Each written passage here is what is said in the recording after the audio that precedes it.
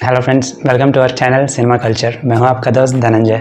धनुष एक ऐसा एक्टर है from the Indian film industry जिसने ये हमेशा प्रूव किया कि उसे आप कुछ भी रोल दे दो, वो उस कैरेक्टर को 200% जस्टिस करेगा पर्दे पर। And for me personally, more than anything, I like his intense portrayal in the movies. And yet again he is back with another intense movie called Ryan, which is actually his 50th movie, starring so many talented actors: Dhanush, Yash Jayasurya, Sundeep Kishan, Kalidas Jayaram, Selvaraghavan, Prakash Raj, Aparna Balamurali, Varalaxmi Sarath Kumar and Dushara Vijayan. And कमाल की बात यह है कि इस movie को धनुष ने ही direct किया है। As an actor Dhanush proved himself long back. Now as a director क्या वो सक्सेसफुल हो पाते हैं इस मूवी से?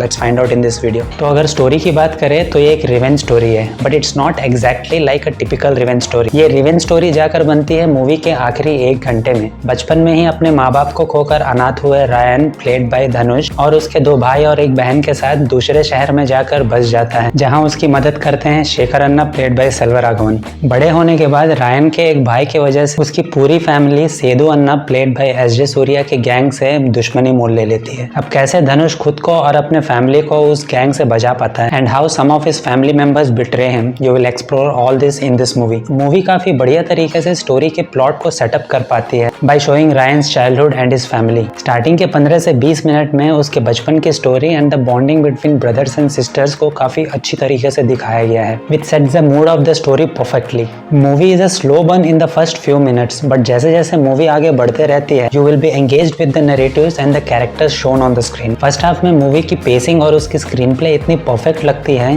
कि by the time the interval comes, you will be curious about कि what is going to happen in the second half of the movie. We can see a perfect combination of some mass elements with the engaging screenplay in the first half. जब मैं mass elements कहता हूँ तो इसका मतलब ये नहीं है कि over the top action और over the top dialogues. What I mean is that some of the best mass elements are actually executed with some close-ups and a few dialogues. But the magic happens because of the way it is set up and framed on the screen. One of the best scenes which I liked, and it is one of my favorite scenes as well. एक scene में जहाँ यश जयसूर्या का character सेदू को ये पता चलता है कि उसके राइवलरी गैंग के लीडर को रायन ने ही मारा है, एंड वो रायन से मिलने के लिए उसे अपने पास बुलाता है। And Seydou is waiting at his place, और उसकी नजर उस रूम के दरवाजे पर ही टिकी हुई है। He was just staring at the door and waiting for Ryan to appear in front of him. क्योंकि सेदू बहुत एक्साइटेड है उस आदमी को देखने के लिए जिसने उसके राइवल गैंग के लीडर को मार डाला है। That scene was very well executed, and the whole episode of both meeting the first time is very intense. I personally look forward to these kinds of moments in the movies. And मुझे ऐसा लगता है कि किसी भी scene को mass appeal या intense बनाने के लिए ओवर द टॉप एक्शन या मास डायलॉग्स की जरूरत नहीं होती है, बल्कि we need a few relevant dialogues, a perfect background score and a great actors to perform it.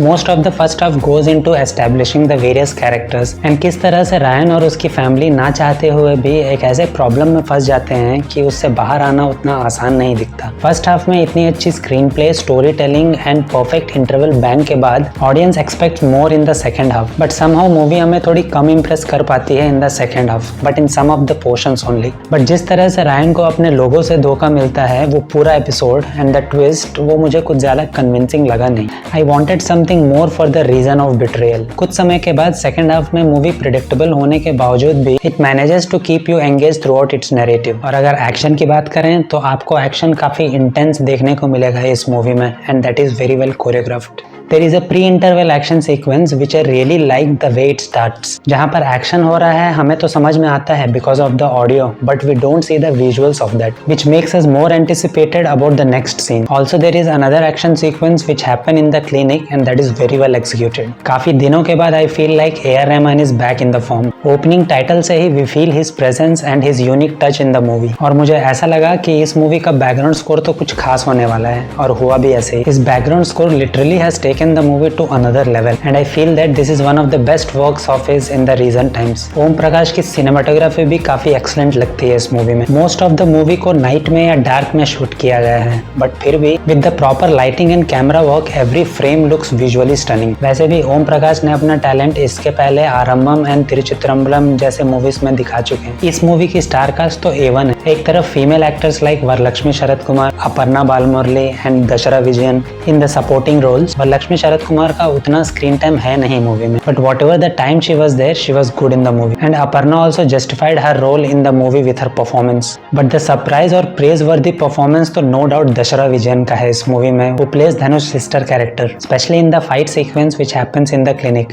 जब आप मूवी देखोगे तो समझ में आएगा what I am talking about. दूसरी तरफ we have actors like Sundeep Kishan, Kalidas, Prakash Raj, Selvaraghavan in the supporting roles and everybody has justified their roles brilliantly with their performance, especially Sundeep Kishan. उसके लीड कैरेक्टर्स वाले तेलुगु मूवीज भले ही एवरेज रहे but he is getting a very good and meaty roles in Tamil and he is just killing it S J Suryah. अब इस आदमी के बारे में क्या ही कहना, जितना ज्यादा आप इन्हें परफॉर्म करते हुए देखते हो पर्दे पर उतना ज्यादा आपको इन्हें और देखने का मन करता है and in this movie in the role of Sedu he is very impressive. Good casting by the makers. Dhanush के बारे में मैंने वीडियो के स्टार्टिंग में ही कहा था that he is one such actor who can actually expresses anything by his face and justifies 200% with his character। and जिस तरह का intense character है इस movie में, you need a person who actually can perform like that and the way he performed in this movie is on another level।